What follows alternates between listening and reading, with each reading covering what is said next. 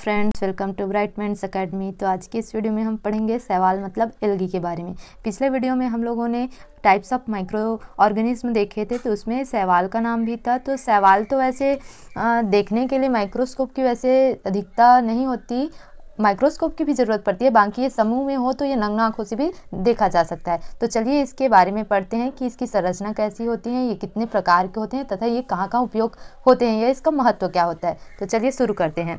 शैवाल पानी में या नम स्थानों में ये पाए जाते हैं और इसे काई भी कहा जाता है तथा शैवाल के अध्ययन को फाइकोलॉजी कहा जाता है। क्या कहा जाता है? फाइकोलॉजी। तो आपने ना कभी गीले नम स्थान या फिर तालाब, नदी में रुके हुए पानी में हरे हरे या भूरे रंग की परत जमी हुई देखी होंगी, या दीवारों पर बरसात के दिनों में हरे रंग की परत जमी हुई देखी होंगी। तो ये ना वास्तव में परत जमी हुई है, ये शैवाल है। क्या है? इन्हें ही शैवाल कहा जाता है, या इन्हें स्थानीय भाषा में या बोलचाल की भाषा में काई भी कहा जाता है। क्या कहा जाता है? काई कहा जाता है। तो कुछ शैवाल के नाम देख लेते हैं। तो इसमें स्पाइरोगैरा, क्लोरेला, क्लेमाइडोमोनास, यूलोथ्रिक्स इत्यादि जो हैं शैवाल होते हैं।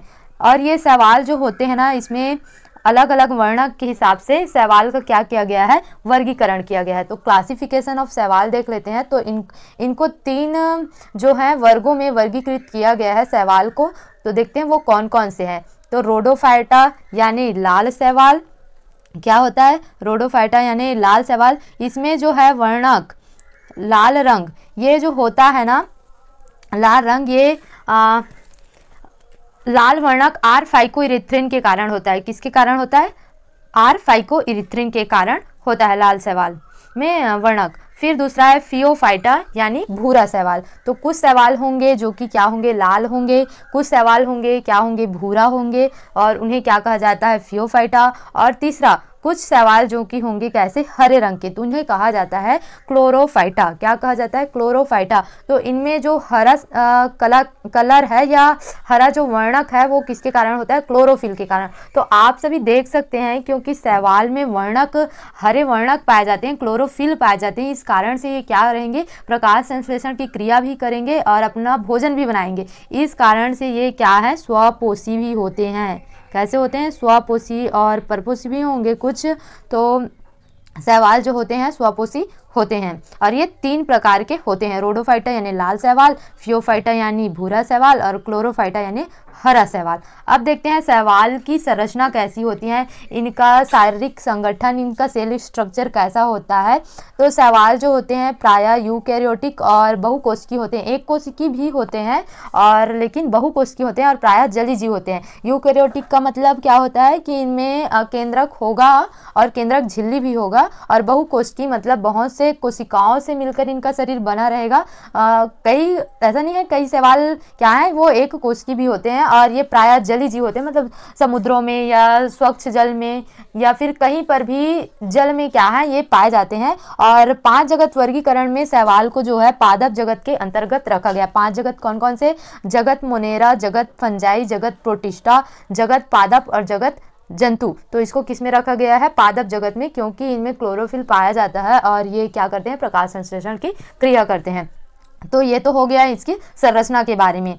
अब देखते हैं शैवाल का महत्व या इसका उपयोग क्या क्या होता है। तो शैवाल जो होते हैं हरे रंग के होते हैं और आकार में कई भिन्न भिन्न भी होते हैं, और शैवाल जो है जलीय जीवों का प्रमुख भोजन है, क्योंकि शैवाल जलीय जीव है। तो जल में रहने वाले जीवों का क्या है? ये भोजन है। जैसे आप देखे होंगे तालाब में काई पाया जाता है, जो कि क्या है? एक शैवाल है। तो काई को कौन खाता है? तो मछली। तो मछली जलीय जीव है, तो जलीय जीवों का भोजन भी क्या है? शैवाल। साथ ही मनुष्यों द्वारा भी इसका उपयोग किया जाता है खाद्य पदार्थों के रूप में। इनका उपयोग कई जगह किया जाता है, जैसे कि उद्योगों में औषधि निर्माण के लिए, प्रसाधन सामग्री जैसे कॉस्मेटिक्स निर्माण के लिए, रंग निर्माण के लिए, छपाई के लिए, आयोडीन तथा अन्य पदार्थ प्राप्त करने में क्या होते हैं? ये उपयोगी होते हैं।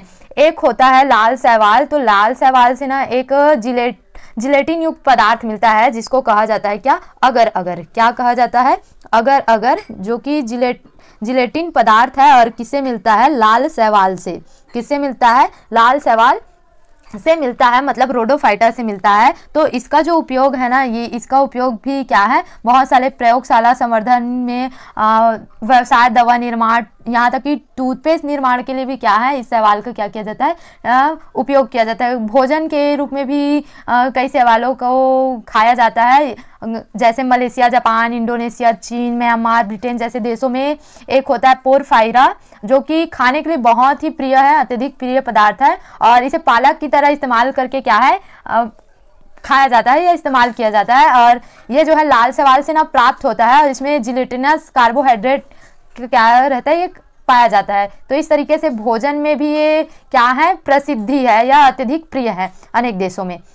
तो ये तो हो गया शैवाल के बारे में कि शैवाल होते क्या हैं और कौन कौन से शैवाल होते हैं और शैवाल का वर्गीकरण क्या है कलर के हिसाब से और उनमें पाए जाने वाले वर्णक के हिसाब से। तो 3 प्रकार के होते हैं। शैवाल की संरचना कैसी होती है, ये यूकैरियोटिक है, और साथ में शैवाल का महत्व या शैवाल का उपयोग क्या है। तो आप सभी देख सकते हैं न केवल ये जलीय जीवों के लिए बल्कि इकोनॉमिक ही बहुत ही इसका क्या है इंपॉर्टेंस है। तो शैवाल तो बहुत ही उपयोगी है। तो ये वीडियो आप लोगों को कैसा लगा कमेंट करके बताना, एंड थैंक्स फॉर वॉचिंग।